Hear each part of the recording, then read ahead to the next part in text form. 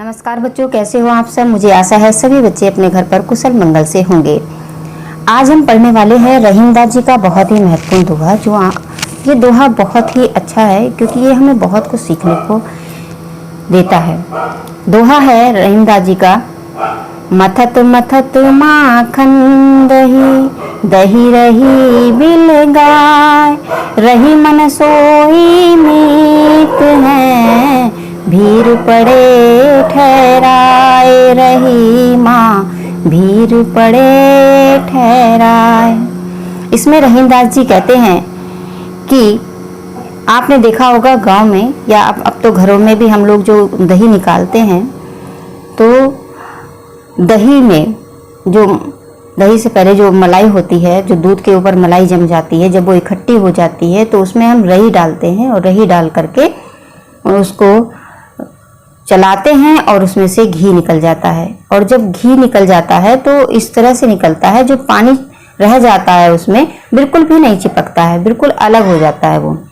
तो इसका उदाहरण देख करके रहीमदास जी कहते हैं कि देखिए, जब दूध होता है, दूध ही में मक्खन भी है। दूध के अंदर जब हम दूध को गर्म करते हैं तो मलाई आ जाती है, मलाई को जब चलाते हैं तो मक्खन आ जाता है। हम दूध को देखें कि दूध में से हम मक्खन झाँके कि निकालें, दूध मक्खन दिखाई ही नहीं देगा। उसकी एक प्रोसेस होती है कि उसको पहले गर्म किया जाएगा, फिर उसमें मलाई को निकाला जाएगा, मलाई इकट्ठी होगी, उसमें रई डाली जाएगी, रई को चलाया जाएगा और तब जा करके वो कहीं से उसमें से मक्खन निकलता है। और जब मक्खन निकल जाता है तो उसका पानी जो है इतना अलग होता है कि उस पर ठहरता ही नहीं है। मक्खन पे वो जो पानी होता है, आपने देखा होगा, जैसे मट्ठा या छाछ बोलते हैं, अगर उसके मक्खन के ऊपर डालो तो वो ढल जाता है, बिल्कुल चिपकता नहीं है एक दूसरे के अंदर।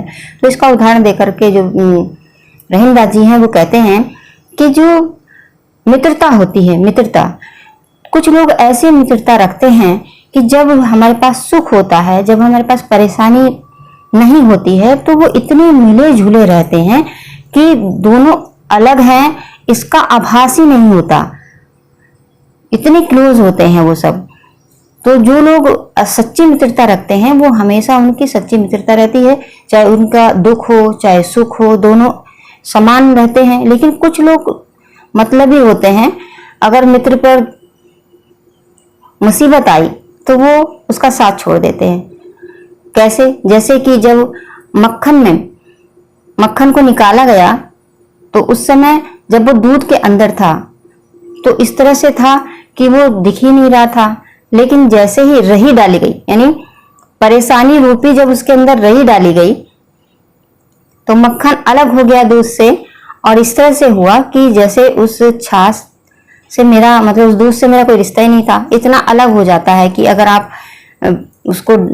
उसके ऊपर वो छाछ डाल भी दो तो ढल के नीचे आ जाता है, मतलब एक मिलता ही नहीं है, वो बिल्कुल अलग रहता है। ये तो सभी जानते होंगे, आपने देखा भी होगा कि किस तरह से जो है रई डाल करके घी निकाला जाता है और एकदम से अलग हो जाता है। जो मट्ठा है और मक्खन है, जो छाछ है और मक्खन है, बिल्कुल अलग हो जाता है और ऐसे हो जाता है जैसे इससे मेरा कोई संबंध ही नहीं है। तो यहाँ पर जो उदाहरण दिया है मक्खन निकालने का रहीमदास जी ने, तो वो यही कह रहे हैं कि जो लोग दुष्ट होते हैं, जो मतलबी होते हैं, मित्र, तो जब परेशानी आती है तो वो इस तरह से अलग होता है कि हम इन्हें जानते ही नहीं हैं, पहचानते ही नहीं हैं, हमारा इनसे कोई मतलब ही नहीं है। और जब सुख में व्यक्ति रहता है तो दूर दूर से लोग भी उसके मित्र बन जाते हैं। देखा होगा आपने भी, जैसे कोई बड़ा व्यक्ति है तो भले ही आप उसको नहीं जानते हैं, कोई व्यक्ति उसको नहीं जानता है, लेकिन वो बड़ा है तो अगर आप उसके बारे में बताने लगो, अगर वो हमारे जिले का भी है या हमारे पड़ोस का भी है, तो भले ही आप उससे बात ना करते हो, लेकिन जब उसकी चर्चा चलती है किसी बड़े व्यक्ति की तो जरूर कह देते हैं, अच्छा ये मेरे पड़ोस में रहता है, ये तो मेरे जिले का है।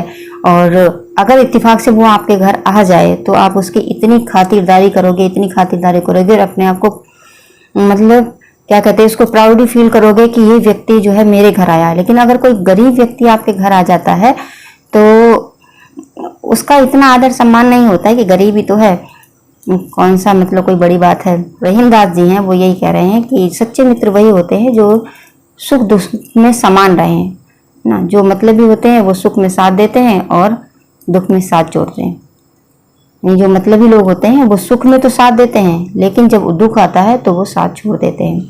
सुख में सभी लोग साथ देते हैं और दुख में कम लोग साथ देते हैं। तो जो आपको दुख में साथ दे उसको हमेशा याद रखना चाहिए, क्योंकि वही आपका सच्चा मित्र है। तो यही वीडियो आपको कैसी लगी, ये वीडियो आपको कैसी लगी कमेंट बॉक्स में जरूर बताइएगा, क्योंकि जब आप कमेंट में बताते हैं तो मुझे भी अच्छा लगता है कि जो मैंने बताया, जो समझाया वो आपको समझ में आया।